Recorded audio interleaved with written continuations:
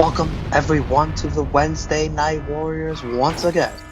This is episode number 32. We are the Wednesday Night Warriors. I am Romeo Anthony Cologne. I am joined as always by my good brother, Chris G. Chris, how are you feeling? The Jets have a new head coach. Adam Gase is out of here. Unfortunately, our basketball team is trash, so I'm not feeling that great. Yes, Chris, as you reminded me on Twitter, it's been 5 losses in a row ever since I said the Knicks were back. Oh, the Knicks are back, all right. We cover AEW, Dynamite, WWE, NXT. We're going to go over the January 13th, 2021 editions of both shows. AEW had New Year's Smash Week 2. NXT is starting their Dusty Cup Classic, Tag Team Classic, The Men. Before we get into both shows, friendly reminder, please help us out. Like this video, share this video if you see it come across your timeline. Give it a thumbs up, retweet, whatever. Comment, let us know what you thought of both shows. Share this video, and of course, subscribe. Hit that bell for all notifications so you don't miss all the great content we drop right here on the True Hill Heat YouTube channel. We'll start with AEW. Pac versus Eddie Kingston. Decent match. Clean finish. Pac with the black arrow. Very beautiful. One of the best finishers in the biz. I thought the right guy went over here. Pac with the brutalizer after. Very justified. Eddie Kingston deserved that for what he did last week. And then there's about to be a brawl between both factions. And it's interrupted by Lance Archer, who takes the side of the Death Triangle. I don't know why Archer and Pac yell at each other after. Maybe you can explain that to me. What'd you think of this AEW opening? I mean, I liked the match. I thought it was physical, brutal, good selling. Just, solid opener. But Archer coming out, I feel like, I don't know, maybe they didn't get to Eddie Kingston as much as they wanted to, and that's what Archer was upset about. But I just seen him yelling at Pac, and I just want to see Archer hurt people. Don't come in and start yelling at people. Just hurt somebody. Agreed. Chuck versus Miro. If Chuck loses, he becomes Miro's young boy. This was very short. I wasn't in love with this match. Miro wins kind of easily. Game over. Submission. I look forward to seeing Chuck be Miro's young boy for, I think they said, a month. Yikes. Always down for a good slave storyline in wrestling. It seems like Orange Cassidy versus Miro, they're setting something up there, that maybe Orange Cassidy has to free Chuck by beating Miro. But I think, you know what? I'm going to just throw this out there. You can have Chuck maybe get Stockholm Syndrome. That's when the captive, kind of feels sorry for the person that kidnapped them or something like that, and they develop a sympathy for them. And maybe you could have Chuck and OC break up because Trent's gone for how long? I forgot. A couple of months at least. You could do something interesting here. I wanted to see more from the match. I'm a little, I guess, disappointed that it was a squash, even though Miro looked like a beast. So that's positive. But I'm interested in the storyline. I think it's going to be funny. Chucky's pretty funny. Him just disobeying Miro and Miro just getting pissed. I don't know. Yeah, I think it can make for some good TV. Very interesting. The first two matches, both winners are the wrestlers that look like they go to the gym, and both losers were the wrestlers that have probably never stepped foot in a gym. I'm being a dick. Private Party. They look like absolute dummies, complaining to Matt Hardy that he's taking 30% when they knew that last week when Matt Hardy said it out loud before they signed the contracts. What the fuck? It's called taxes, bro. And they take more than 30%. Get used to it. Inner Circles, New Year's resolutions. This segment turns into a challenge for next week, a 3-way tag team match to determine who is the tag team of the Inner Circle. Jericho, MJF, Hager, and Sammy, and Santana and Ortiz.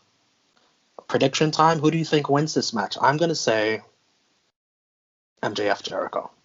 My fellow Boricuas, Put some respect on their name. I mean, I'm rooting for them, but you know what? I wouldn't mind seeing them split from the Inner Circle. I wouldn't mind that either, but something's telling me they're setting this up for them, so I'm gonna go with them. I hope so. I hope you're right. Next week, speaking of, they will be celebrating -1's birthday celebration with a big tag team match. The Dark Order. I forgot who they were facing. Anyways, the big mystery is, will Hangman Adam Page join the Dark Order after that match? He said he'll give them an answer. What prediction time? I don't fucking know. I'm gonna say yes. It's -1's birthday. Give the kid what he wants. I think he's gonna be in the Dark Order. I think Heyman might be coming out doing this. I'm here for it. Very interesting. Don Callis insists that the Young Bucks entrance be separate from Kenny Omega's Young Bucks. They're their own stars as they prepare for a 6-man tag team match. Don Callis introduces your World Tag Team Champions and Kenny Omega's best friends. And it's the Good Brothers, Gallows and Anderson. They take the Young Bucks spot. It's them and Kenny Omega versus Danny Limelight, Brian Pillman Jr., and Griff Garrison. Who the fuck is Griff Garrison? A Magic Killer wins it for Gallows and Anderson on Danny Limelight. I thought way too much offense for Danny Limelight on the AEW World Champion. Kenny Omega's a nice guy, very nice guy. He's giving the poor kid, some offense. I don't like it. I thought this match should have been shorter. Mox comes out. He's outnumbered. He jumps in for a fight anyways, 3-on-1. The locker room empties with the AEW Dark Hall of Famers. And then the Young Bucks come out. They try to subdue Moxley. Very bad idea. Penta and Phoenix super kick the Young Bucks. Huge brawl with everybody. Omega and Callis sneak out very dastardly. Well, I definitely think the match went a little too long, but I don't mind Danny Limelight getting the little couple spots of shine. You know what I mean? I don't mind it either. Just not against the world champion. Well, yeah. When I've never even heard of this guy before. Oh, see, I've seen him seen a few of his highlights and stuff from New Japan Strong. Something else. I think he's been working with somebody else. But yeah, New Japan Strong is where I've seen him the most. Oh, and AEW Dark. He's been on AEW Dark. And he's Boricua. From New York City. Oh, another one. Yeah, man, we gotta let them represent. We're having a hard time representing ourselves, so we need them to represent us. AEW is like, how the hell are we gonna get Romeo to start picking us on more weeks? Get me another Puerto Rican from Brooklyn, from New York. We're until they try to get Damian Priest or some shit. The whole segment, crazy brawl. Penta and Phoenix caught me out of nowhere, but I would like to see them have another match for the title. So. Britt Baker, the waiting room. Her guest is Cody Rhodes. Cody doesn't even get a word in this segment as Britt brings on Jade Cargill. She suns Cody Rhodes. She suns Brandy Rhodes, even though Brandy's not there. Then she gets physical with Cody. This brings out Red Velvet, who stands up to Jade as tall as she can stand. They get physical, and it's another pull-apart brawl after we just had a pull-apart brawl back-to-back. Who booked this crap? But Jade, I thought, was great here, and she looked intimidating. She's a freaking Amazon. Thunder Rosa, with a taped video, interrupts the segment, and she lets Britt Baker know they'll be fighting February 3rd at Beach Break. Well, I'm looking forward to the match between Britt and Thunder Rosa. That's one. Jade, she has a very unique look, and she could talk shit. She's getting better, projecting herself and shit like that, getting more natural or used to the camera and the lights and shit. But shout out to the dickhead that said that was Brandy Rhodes that came out. And it was really Red Velvet. I just wanted to make sure I get that one in. I just want to see her wrestle already. She looks strong, so I'm sure she'll be strong. But I want to see how she moves. Jungle Boy and Mark O. Stunt versus FTR. This match, Tully Blanchard helps change the momentum here. FTR, they win with their finisher, now known as the Big Rig, in honor of Brody Lee. Dirty finish. It's very nice of FTR that they gave so much offense to a little girl. Very, very honorable of them, but I don't like it. I don't like it personally. They're still my favorite tag team, though. FTR, favorite tag team in the world. I'll let it slide for one night. Are you okay with them giving a little girl so much offense? Hey, Kenny Omega let a little girl get offense on him too at one point. So let's let's let's let's not make assumptions. But no, shit, man, I thought it was a decent match. They could have a match with anybody. FTR make them look good. You know, Jungle Boy is going to be good. Marco's alright. You know, it is what it is. But I just want to see. I don't know. What's next for FTR? I guess they're gonna take on a Jungle Boy this time with Luchasaurus, maybe. They haven't had a match yet. I don't think so. No. Oh, all right. Then it's time for the main event. Darby Allin versus Brian Cage for the TNT Championship. They did a good job explaining the storyline in video package they put on the show. And Chris, I have to admit, I have an addiction here. I love seeing Darby Allin get thrown through things. Cage throws his ass into a table on the outside from inside the ring. I've seen this in person before. It's not pretty seeing Brian Cage throw Darby, but I love it. I love it. Darby ends up bleeding in this match. Cage just destroys him. Darby flips the bird at Cage. Cage then powerbombs his ass onto the stage from the ring. Darby makes a comeback. Does a coffin drop to the outside with Cage laying on the steel steps. Ricky Starks interferes. The lights go out. The lights come back on. It's Sting. And he got there pretty quick. Was he teleporting now? He very quickly with the baseball bat attacks Ricky Starks, and Chris gets what he wanted. Sting getting physical finally. Darby wins with a crucifix pin off the top rope onto Cage. I love this. Yo, this shit was dope. This is Darby at his best. He just takes abuse. He's like Spike Dudley, but he actually makes the comeback and win. And you got And Sting. yeah, I told you, man. He just needed to hit somebody with the fucking bat already, and he did it. He did it. Match of the night, no dispute. What we just talked about. Yeah. MVP for AEW. I'm going to say Brian Cage. I thought he looked great in that match. He looked like a monster. I mean, even though he takes the L, I think he did look pretty good. Yeah. I mean, he always looks good, pretty good.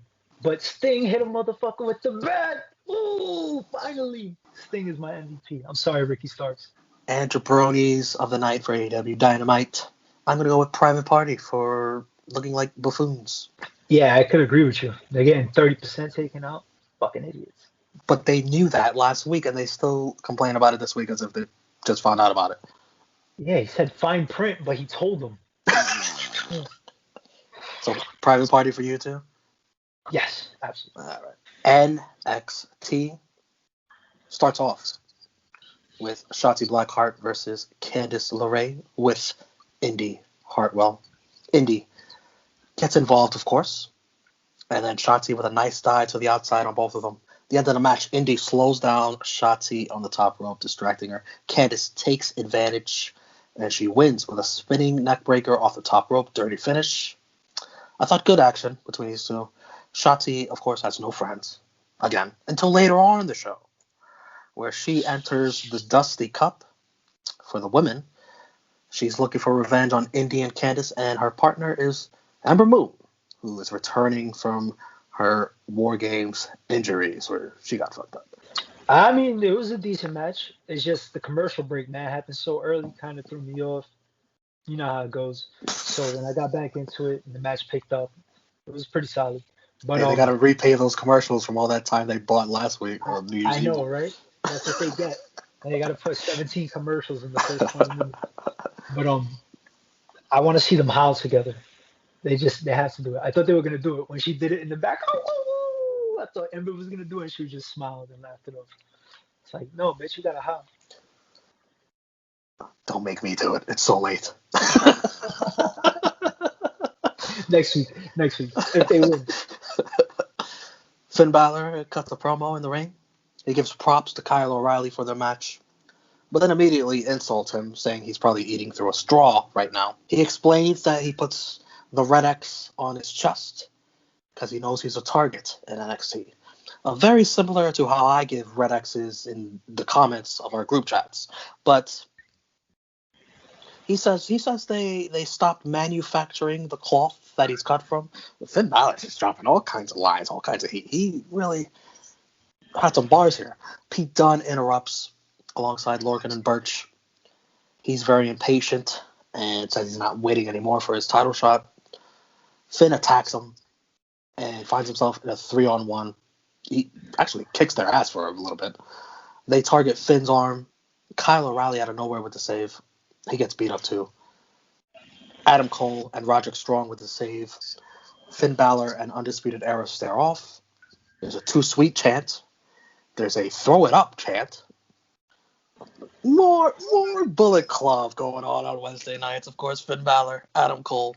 I thought Finn was good here. And Finn versus Dunne. I'm ready. Let's see it. Yeah, I mean, shit, Finn. This is one of Finn's best promos I've ever heard. Yeah, I could say that too. He went ham. So finally, I'm happy for him. Too bad he's gonna get killed by Cross eventually. Before that, I want to see him and Pete Dunne. I think that's good. That's gonna be a great match. That's 5-star potential. Grizzled Young Veterans versus Ever Rise. This is the Dusty Tag Team Classic starting off. They show some of the teams that have won. Very nice. Very New Japan of them. New Japan loves doing that. William Regal even announces the starting of the Dusty Cup. Very regal of him. The Grizzled Young Veterans, they win, I want to say pretty easily.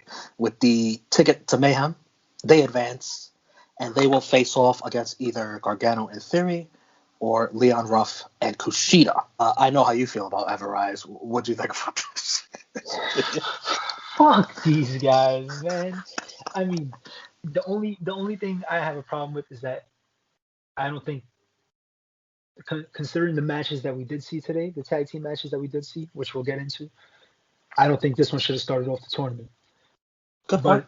But it was what, it did what I had to do. I like Grizzly Young Veterans. I think they're probably going to win it all. So, spoiler alert. Dexter Loomis versus Johnny Gargano. Dexter Loomis, he had sent two of his pictures to Johnny Gargano. One of them is him crying like a baby, and the other one is Austin Theory looking like an idiot. Gargano rips up the drawing of him right in front of Dexter's face. He gets punched for it right away. The end of this match, Loomis locks in the silence. Austin Theory gets on the rope. He distracts and gets punched. Gargano rolls up Loomis, but Gargano gets the pin. Dirty finish. Gargano wins. Loomis then with the silence on Theory and frustration. Johnny breaks it up. Kushida comes to help Loomis and attacked Johnny Gargano. Kushida then holds the North American Championship and talks shit in Japanese, throwing the title in Johnny's lap. That's another match I'm looking forward to. Gargano, Kushida. I mean, it wasn't bad. It was a little slow, but I mean, nothing crazy. Nothing we haven't seen before between these two guys. Definitely want to see Kushida versus Gargano. Wade Barrett sits down with Ciampa and Thatcher. Ciampa is questioning Thatcher's injury, just like I questioned Kyrie Irving's personal reasons for not playing for the Brooklyn Nets. I thought an enjoyable back and forth here. The Fight Pit is next week. Has your prediction changed? My pick is still Thatcher. Yeah, I'm gonna stay with Thatcher too. Then it's time for another Dusty Cup match. Jake Atlas and Swerve Scott, and I'm just wondering how. These guys have been feuding. When did they get put together? Did I miss a segment? Something along the way? They didn't even come up with an explanation. They came out together. They came out hugging and shit. Yeah, come on. Yeah, he's pointing at him. It's like, yeah. Yeah, I was like, didn't you guys just smack each other to death 2 weeks ago? They're fighting this unknown group called MSK. Who? Nash Carter and Wes Lee, formerly known as Zachary Wentz and Desmond Xavier, 2/3 of the Rascals, formerly of Impact. Now, I don't watch Impact, but you, my friend, you blunt Impact, educate me on these two and the Rascals. Educate our audience in case they may have not. They may be like me and not watch Impact Wrestling too. Well, they had a treehouse and they used to smoke pot in it, the '70s show style. And then they go out and perform like they did today, which they're pretty good. Sometimes they used to have Trey Miguel. That was their third partner. They used to do the New Day shit where they flipping guys. And is he But supposedly the best one of the three? he's probably the best single one out of like the best team that out of those three I always thought was Wentz and Des X, which is these guys now. And Trey's like been like in the X division. He had I think like a world championship title match, but he lost. So yeah, I don't know where he's at. If he didn't sign with them, I think he's gonna go somewhere else. But yeah, these guys they were pretty good. They never held gold. I don't think they ever won the tag team titles in Impact, unfortunately. I think they were just getting jerked around the whole time. But it's just my opinion. You know how long they were there for? A few years, I want to say 2 or 3 years maybe. Our Impact expert educating us. Thank you, Chris. My first impressions of this team, very flip-floppy. Flippity doo, floppity doo-dah. I think that kind of style would fit right in with AEW Dynamite. I thought of the two, I was much more impressed with Wesley, who is, I guess, Desmond Xavier. Is that him? But this was a fun match. Fun car crash with selling. I have to mention that. I don't know what's the name of the move they win with. Because their old finisher was the push and the moonsault. Or the shooting star press. Which right? they did before this move. Impressive debut by MSK. I mean, I'm a little bummed out because I think WWE is going to ruin their careers. But they may have a little hope in NXT. But yeah, well, they're going to be there for a while. So I think they're going to show what they can do, which is good shit. So I can't wait to see their matches against, hopefully, I don't know who they're going against in the bracket next. For next week, the women's Dusty Cup will start. And they have Casey and Kaden versus Storm and Mercedes. I think Storm and Mercedes take this. Yeah. So Lindsay Dorado and Grand Metalik versus Imperium. I think Imperium takes that. Yeah. And Kushida and Leon Ruff versus Gargano. In theory, this is probably the toughest one to call. I say Kushida and Ruff in the upset. Yeah. That if there's going to be an upset, I think it's going to be these guys. Main event time, Dusty Cup, the third match. Breezango versus Adam Cole, baby, and Roderick Strong. Tyler Breeze has these cupping marks all over his back. This is a therapy for when your back is messed up. They do some kind of suction, and it helps make you feel better. My only issue is, why the fuck does Tyler Breeze's back hurt? He barely wrestles, and when he does, it's not like it's fucking Kenny Omega, who also gets the cupping done. Kenny Omega does 5-star matches. Whatever. I'm nitpicking. It looked awful though. It's a very bad visual, and it distracted me the entire time. What, the marks? Yeah. Have you ever seen them get it?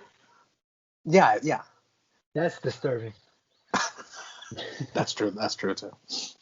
Kyle O'Reilly's at ringside. He gets jumped by Pete Dunne, Oney Lorcan, Danny Burch. They then line him up so Pete Dunne could take a cheap shot to hurt him. But Finn Balor comes out of nowhere with the save, repaying how he got saved earlier. Pete Dunne eventually does slip away and punch Kyle O'Reilly in his already hurt jaw. Then he knees him in the jaw too. Adam Cole super kicks Fandango, jumping off the top rope for the win. I thought Cole was great here, but I didn't like this match. I'd rather see Adam Cole and Tyler Breeze play Uno on Up Up Down Down like they do with Austin Creed and Cesaro. I think that would have been more exciting than this match. They should have did a timeout in the Dusty Classic. This match will be determined by Uno. Oh no, they should have fucking played dominoes. Adam Cole would have just caught the kapiku on him. Oh, that's it. See you later. On to the next round.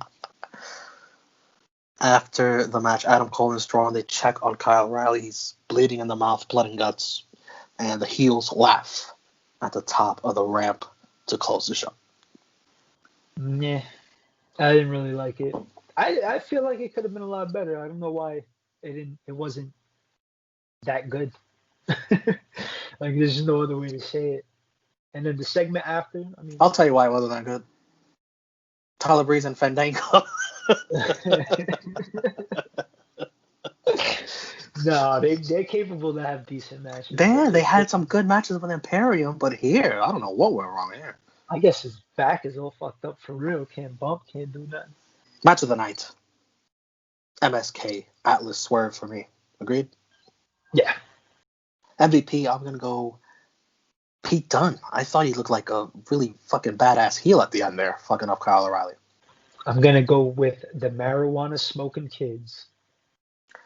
That's what it stands for. I don't know. That's the rumor innuendo. I don't know if that's what it really stands for. Yeah, right. You're our residential sounds, marijuana enthusiast.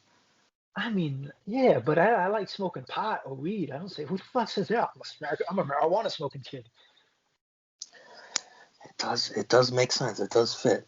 Jabronis of the night. I'm going to go with Everrise and Breezango. 2 tag teams that did not deliver tonight. Oof. I'm just going to go with one tag team, and you already know who it is. I do. If you don't know, you haven't been watching enough Wednesday Night Warriors. Keep watching. The ratings are in. AEW 762,000 viewers. They're up 100,000 viewers from last week. NXT 551,000 viewers. They're down 90K from last week. AEW wins. They are up 54. I love every time it reads 54 to 11 with 2 ties. The news dominated the ratings this week. Our president here in the good old USA is the first ever two-time impeachment champion. About to get dragged out the Hall of Fame.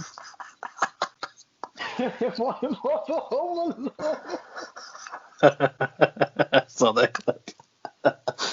On the Wednesday Night Warriors scoreboard, we pick what was the better show, AEW or NXT.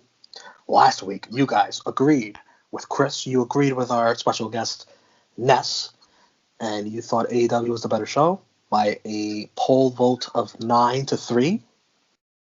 So AEW is up 22-7 with 1 tie here. But we'll pick the show of the week right here, right now. I thought coming off what was a takeover-like show for NXT that should have won show of the night last week. Everybody got it wrong except me and 3 other people. I knew NXT was not going to be as good as that. 2 Dusty Cup matches that did not do it for me. Over on AEW, a really fun main event. A lot of attention to their storylines throughout the show. AEW Dynamite. Man, oh man, it feels too sweet to be all elite. It's the better show this week. I do want to say for NXT, I do enjoy the crossing of storylines between Finn Balor, Pete Dunne, Kyle O'Reilly, Undisputed Era. I want to see where they're going with all that. It's more than just Finn versus Dunne. Like they're really dissecting all of them. Do I have to ask you what was the better show? No, you don't. You know what I'm gonna say. But I do want to point out too that I think we missed the Scarlet promo. She was doing like brujeria, and she said something about the cross still looking at the championship or something like that, something along those lines. So you got to keep them in the back of the mind. TikTok. Cross is still coming to that championship. Yep, TikTok. The Dusty Classic. I have the brackets here in front of me. On one side, I'll name the teams still remaining on this side, and you tell me who you think is going to come out. Undisputed Era. Fuck these other teams. I'm not even going to say them because they're not. Kushida and Rock. And the Grizzled Young Veterans. So between those 3 teams, who do you think advances to the finals? Grizzled Young Vets. And on the other side, MSK. Drake Maverick, Killian Dane, Imperium, and Legado del Fantasma. Who do you think advances on that side? That's weird. All the powerhouse teams are on the other bracket. I know. I'm gonna go with Dane. I'm gonna go with Dane and Maverick. So you got Dane and Maverick versus Grizzly Young Veterans. Okay. Yeah, because I mean that bracket that side doesn't really sound strong anyway. I am gonna say Undisputed Era versus MSK. Really? That would be dope. And I think, fuck it, MSK win. the marijuana smoking kids. Oh yeah. And who do you got My winning? favorites. Nah, I think Grizzled Young Vets are gonna take it, especially after coming so close last year. Yeah, that's a good. Yeah, I'm just speaking through emotion of what I saw tonight. All right, Chris, where can everyone find you? You can find me at True Heel Chris G, right here on the Wednesday Night Warriors with Romeo. Blunt Impact, Joints and Jabronis with my man Ness, True Toxicity, and the Impact Hard to Kill Roundtable coming up. That's right, and you can find me, the Pride of NY, on Twitter and Instagram, and True Rewind every week with me and the Monday Night Warriors, SB3, Drunk Guy JJ. We go over the Monday Night War, Raw versus Nitro. So, for Chris G, I am Romeo Anthony Colon. Thank you for watching this episode of the Wednesday Night Warriors. We'll be back next week, episode 33, and we'll see you. Please give us a thumbs up. Bye!